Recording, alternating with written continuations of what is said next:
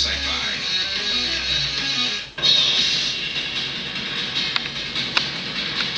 Guys, where are we? 4 Hours of Lost, every Monday starting at 7 on Sci-Fi. It's the only one without a lock, but we can't get it open.